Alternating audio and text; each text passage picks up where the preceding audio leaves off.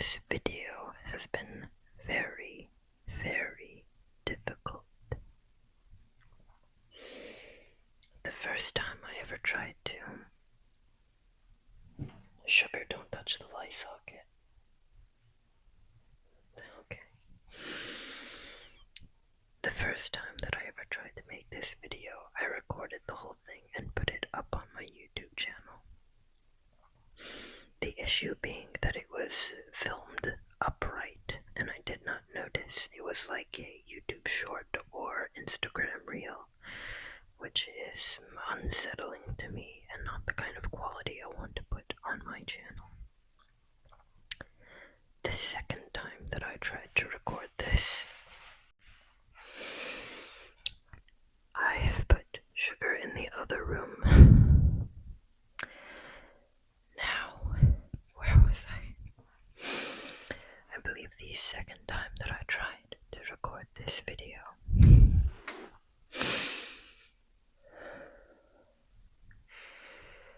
First of all, I have these new mics from Amazon, which I hope sound good to you. I was trying to record on them and I found out maybe it's a quality of all phones, but mine especially is cheap. And I found out that my regular camera will not record using the new microphone output. It will only record through the phone's output. I tried downloading a camera app and it does the same thing.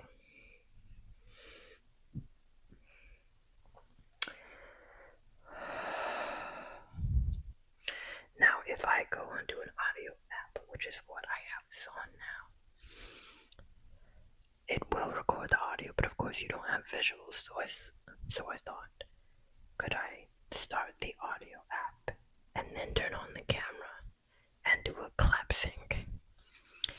The answer to that is no.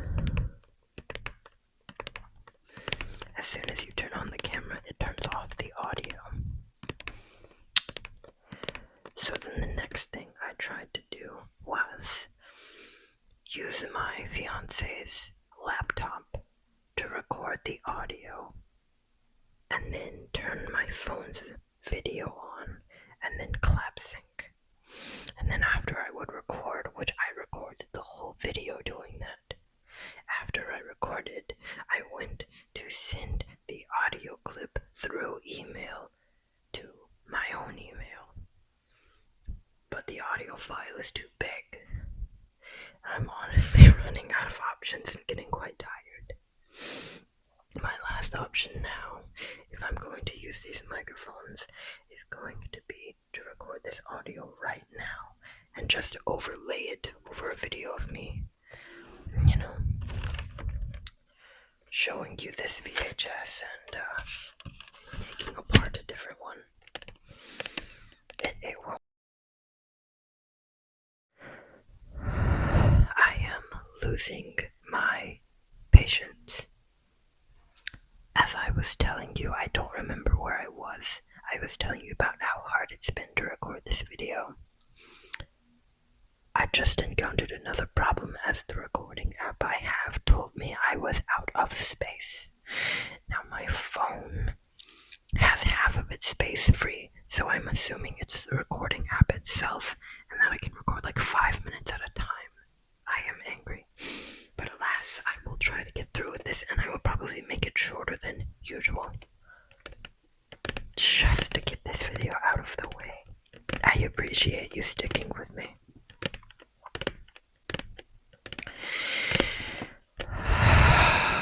Okay, what I am going to be reviewing today is a movie that contains my favorite actor. This is Jim Carrey's Liar Liar. Let's see, I know the date is on here somewhere.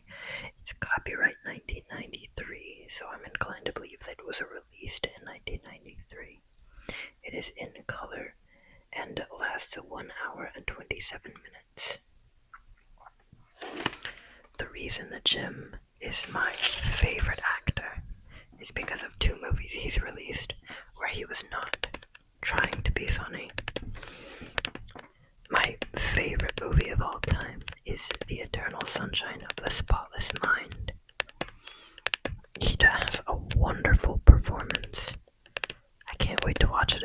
honestly.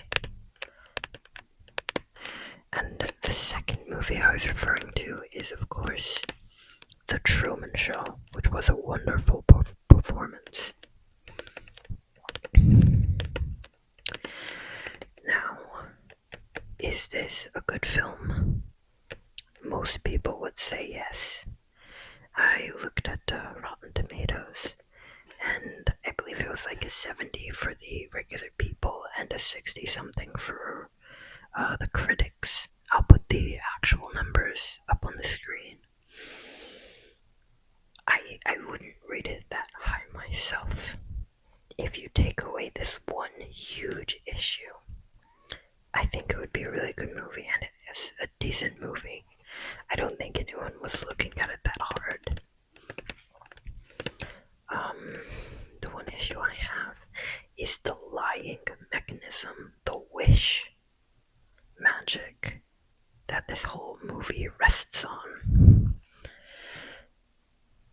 During Jim Carrey's son's birthday, Jim Carrey's name in this is Fletcher, so that's how I'll be referring to him. His son, on his birthday, sees his father lying so much. His father is a lawyer, by the way. He does whatever he can to win, of course. He sees that as so much of an issue, he makes his birthday wish that he cannot tell a lie for an entire day, 24 hours.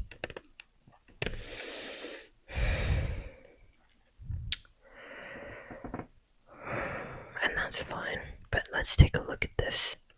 This wish is made around 8 p.m., I believe, and at this time, Fletcher is flaking out on his family and his ex-wife,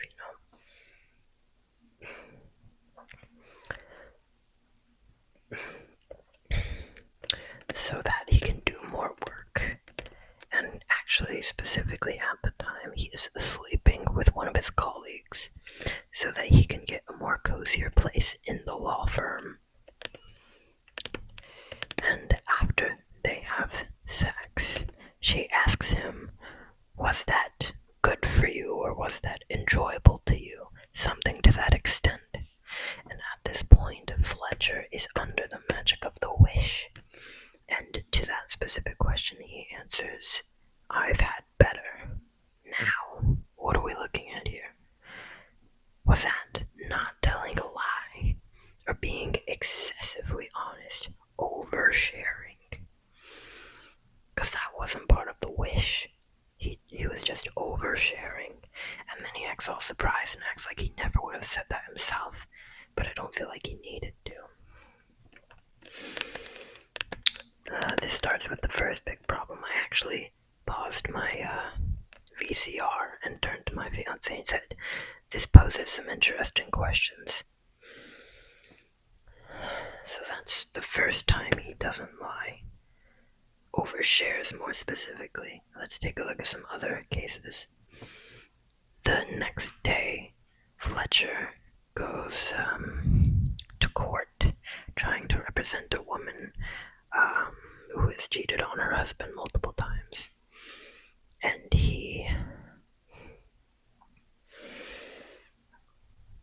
when he's asked about the case and if she's honest, he tries to lie, but he just stutters instead.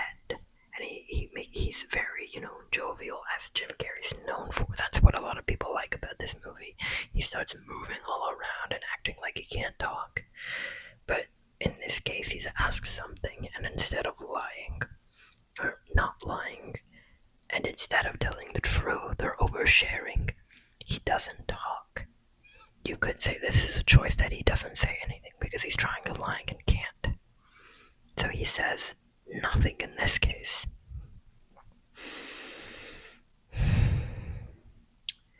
Now let's move on to another issue. Jim is in his office talking to his secretary, and the woman that he slept with before is listening in, and she hears that Jim says he is under a spell and cannot lie for 24 hours, and she tries to use this to her advantage. So she takes Jim to someone high up in the firm, and She asks Jim, "What do you think about this man?" knowing that Jim has a poor opinion of him. Now, instead of not saying anything or stuttering around like usual like a bumbling idiot, he overshares, and he says all sorts of things about this when he could have stayed quiet. And they all think it's funny, and they asked him to roast everyone in the room.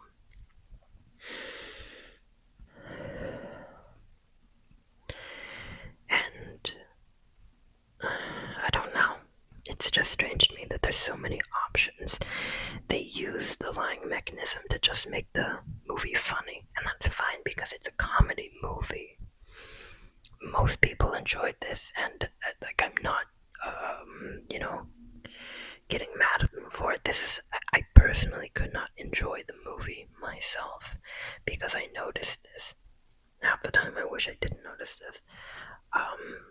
Moving on to another issue, Jim is trying to represent that same woman that cheated in court for a second time, and he realized that he cannot do this without lying. So he goes into the bathroom and he's like, "I will beat myself up." And he does. He throws himself all over the bathroom, tears his clothes, hits himself in the face, and he knocks himself out. Later, a guard brings him into the courtroom and says, "I found this guy in the bathroom. Somebody had beaten him up." And this was a ploy that they would send Jim home. And the judge asks Jim, "Who did this to you?" Now, instead of saying nothing and stuttering, or oversharing and saying that Fletcher did it himself, instead he's able to tell half the truth now and says, "A man at the end of his rope did this, someone truly desperate." Where was this option before? For instance, while sleeping with that woman, you could have said the half-truth and say you did enjoy it, because odds are you did enjoy it. Not just that you've had better, but that was enjoyable.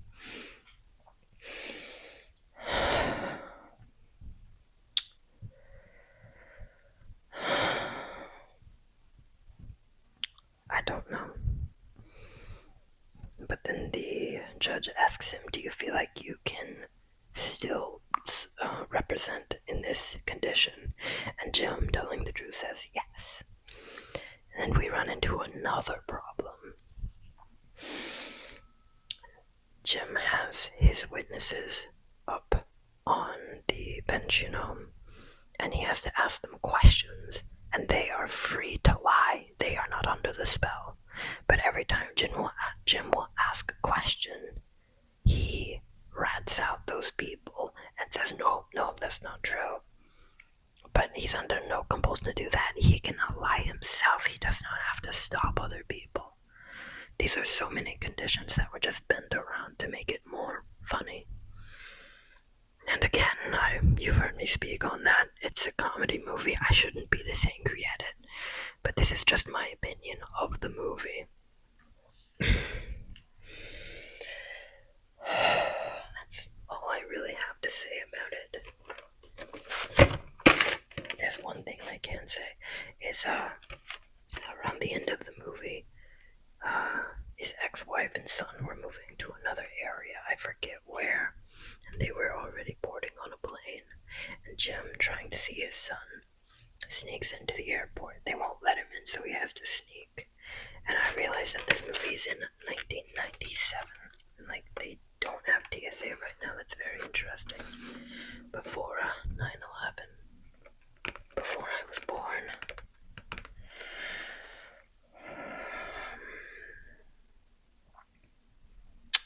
Yeah, but that's all I have to really say about it. Overall, I think it is a good movie. I'll probably watch it again.